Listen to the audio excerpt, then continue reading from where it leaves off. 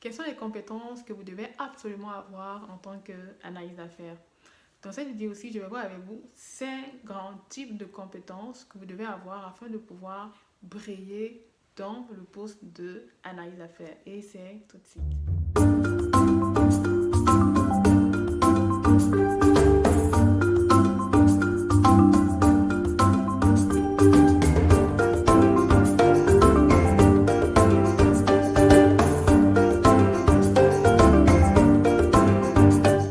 Bonjour à tous, j'espère que vous allez bien. Bienvenue pour cette nouvelle capsule vidéo. Aujourd'hui, on va voir ensemble quelles sont les grandes compétences, les 5 grandes compétences que vous devez développer ou avoir ou penser à développer si vous souhaitez être analyste d'affaires ou si vous êtes actuellement analyste d'affaires.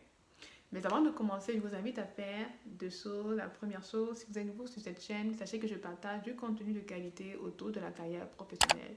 Ici, nous parlons de LinkedIn, nous parlons du personal branding, nous parlons des certifications et des formations et surtout nous parlons du mindset à avoir afin de pouvoir briller dans sa carrière professionnelle. Et la deuxième chose, n'hésitez pas à cliquer sur le bouton de notification afin de ne manquer aucune de mes nouvelles vidéos. Aujourd'hui, on voit ensemble quelles sont les 5 compétences que vous devez maîtriser, développer afin de pouvoir exceller dans le métier de analyse d'affaires. La première grande compétence sont les compétences techniques. Comme je dis toujours, un analyste d'affaires est un bilingue, c'est-à-dire qu'il parle le langage affaires, il parle le langage technique. Concernant le langage technique, c'est très important de pouvoir maîtriser un ensemble en fait, de compétences techniques.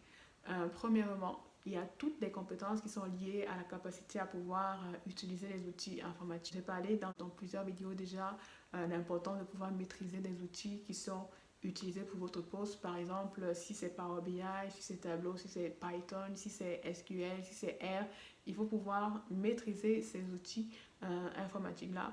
Il faut également maîtriser tous les aspects processus d'affaires, des compétences en termes de modélisation et aussi des compétences en termes de rédaction technique. Mais je dirais qu'en termes techniques, ça dépend toujours en fait de l'entreprise et du poste parce qu'il y a des postes pour lesquels il y a des entreprises pour lesquelles les postes d'analyse d'affaires ne sont pas aussi techniques. Donc, il y a des entreprises pour lesquelles les postes d'analyse d'affaires sont plus techniques. Donc, c'est très important de savoir vous positionner. Important de savoir, ok, est-ce que peut-être mon background est plus technique, peut-être aller vers un poste d'analyse d'affaires beaucoup plus technique, mais si j'ai un background plus à faire, peut-être aller vers un poste d'analyse d'affaires moins technique, mais plus à faire. Donc, c'est vraiment à vous de faire le choix. Parce que, par exemple, la modélisation ne va pas forcément se faire pour tous les types de postes d'analyse d'affaires. Il est très important de pouvoir bien analyser le poste d'analyse d'affaires dans lequel vous souhaitez vous lancer. Est-ce que vous souhaitez être plus technique ou plus affaires, mais vraiment prenez le bon choix en fonction de votre profil. Le deuxième type de compétences qu'il faut avoir, ce sont des compétences soft skills. On appelle ça des soft skills, c'est-à-dire ces compétences-là à pouvoir interagir avec son environnement professionnel. Ce ne sont pas des compétences techniques, ce sont des connaissances que vous devez avoir, mais c'est plus une manière de faire, une manière d'être, une manière de vous organiser, par exemple, dans votre travail, une manière de planifier vos tâches, une manière de respecter les délais, une manière d'interagir, de communiquer avec les uns et les autres.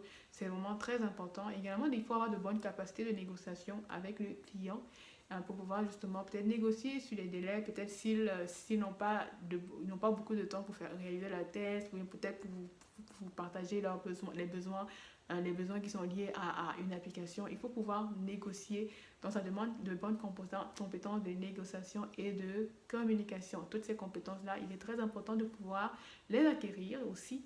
Des compétences en termes d'organisation, de gestion des plans, de gestion de projets, c'est très important. Le troisième type de connaissances sont les connaissances en analyse. On a dit analyse à faire, donc il faut analyser, il faut savoir analyser, il faut savoir collecter des besoins, utiliser les techniques de collecte des besoins, les techniques d'analyse, les techniques de rédaction.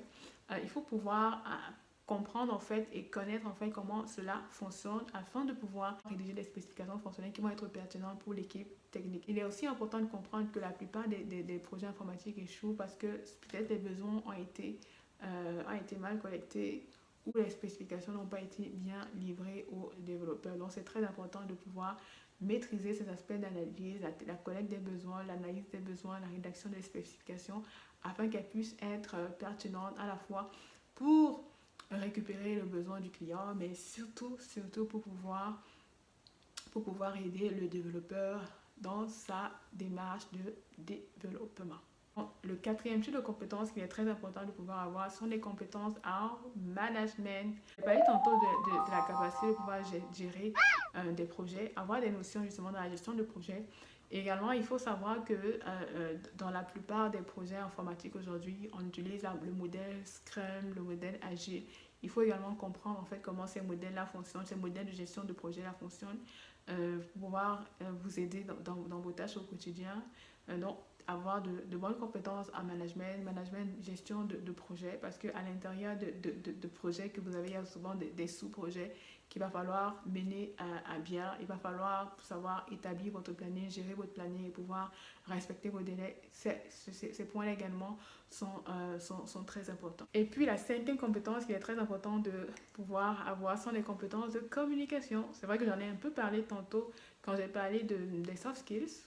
Voilà, c'est très important de pouvoir avoir de bonnes compétences de communication. Il faut pouvoir communiquer à la fois avec le développeur dans un langage technique et avec l'analyse dans un langage d'affaires et pouvoir aider les deux parties à bien se comprendre.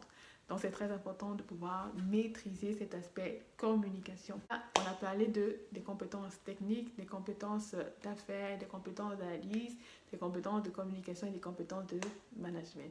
Voilà, j'ai terminé avec cette vidéo aussi. Si vous avez aimé, n'hésitez pas à liker, commenter, partager et surtout, abonnez-vous pour ne manquer aucune de mes nouvelles vidéos.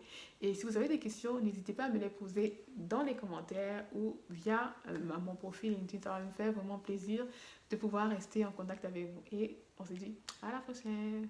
Merci.